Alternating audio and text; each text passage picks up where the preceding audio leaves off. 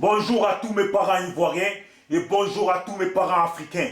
C'est toujours Bijou d'Afrique, du SLPG, seul le peuple gagne. Si vous aimez ma vidéo, n'oubliez pas d'aimer ma page. SLPG, seul le peuple gagne. On est ensemble, on continue le combat. Vous le savez que je suis sans langue de bois, donc je vais parler clair. Ça va plaire ou ça ne plaît pas, j'en ai rien à foutre. Vous voyez, beaucoup de gens font des vidéos, comme des frères qui font des vidéos, pour excuser le comportement du fils de Laurent Gbagbo. Voilà un frère qui a fait une vidéo pour dire que ouais, Gbagbo à son temps, il avait fait des mauvaises choses et personne n'avait rien dit.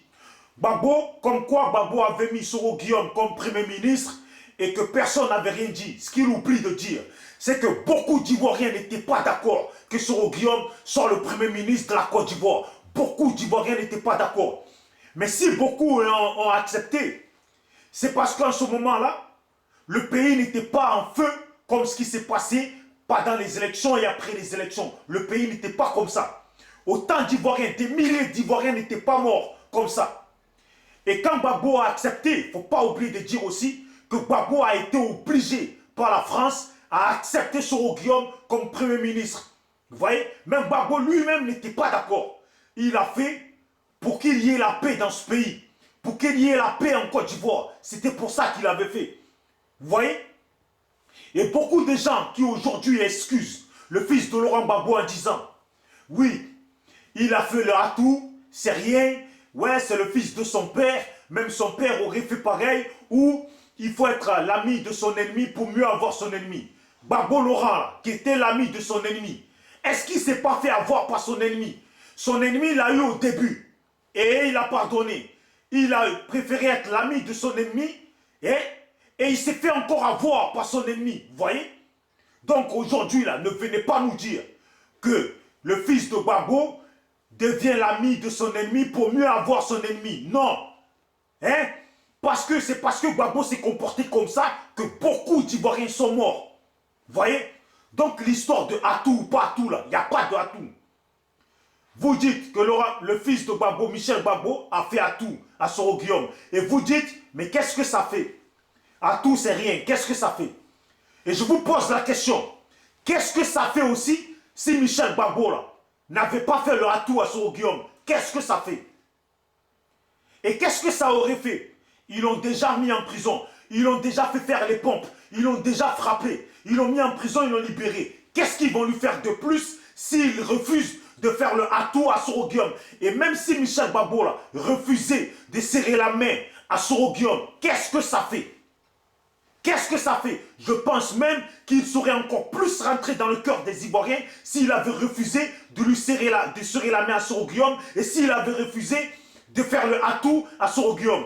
Arrêtez d'excuser les gens. Arrêtez d'excuser les gens. Aujourd'hui, vous êtes là, vous parlez.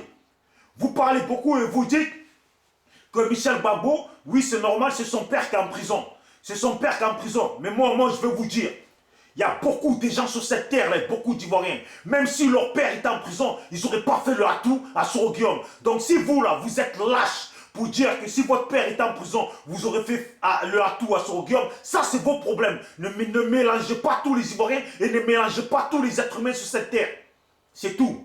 Parce que, faut pas oublier qu'aujourd'hui, là, vous dites que ouais, Gbagbo il est en prison, Gbagbo, il y en a qui disent ouais, Gbagbo il a subi des choses, Gbagbo il a subi des choses, ou Michel Gbagbo il a subi des choses, il a été en prison dans la nuit. Mais je vais vous dire, moi qui ai perdu des gens de ma famille là, j'aurais préféré que les gens de ma famille soient frappés comme Michel Gbagbo, soient mis en prison comme Michel Gbagbo est libéré, qu'ils soient tués comme ils ont été tués. Hein?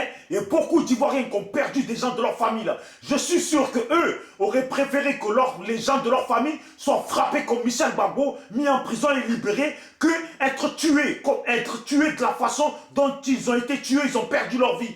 Certains qui ont été jetés dans des puits, certains qui ont eu des têtes, les têtes ouvertes, certains qui ont eu la tête coupée, certains qui ont eu les couilles arrachées, les reins, les intestins arrachés. Vous ne pensez pas que ça aurait été mieux qu'il soit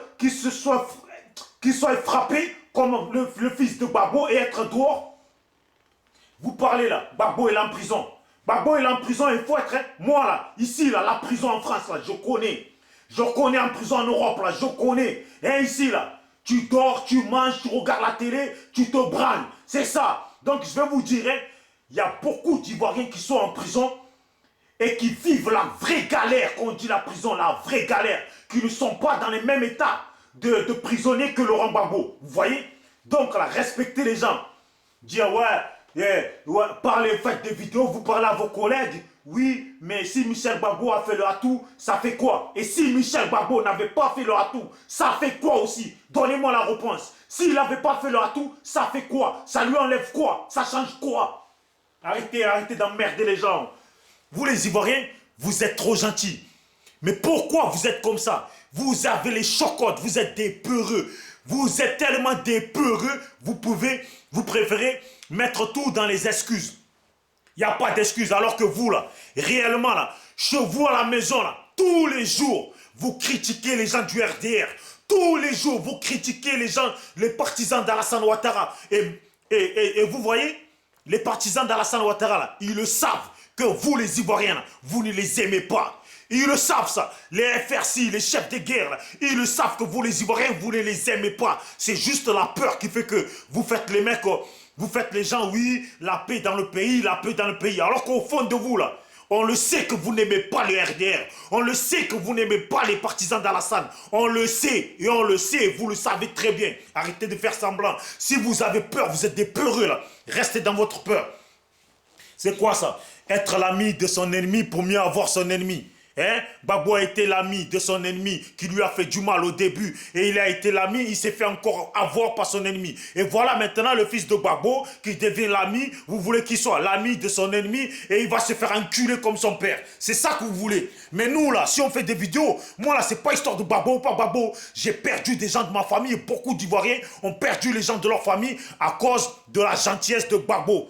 Voilà ce que ça vous ramène. Des Ivoiriens qui ont eu des têtes découpées, les têtes ouvertes, les bras coupés, tous les membres de leur corps arrachés, certains jetés dans les puits. Pourquoi? Pour l'ami de son ennemi. C'est ça, non?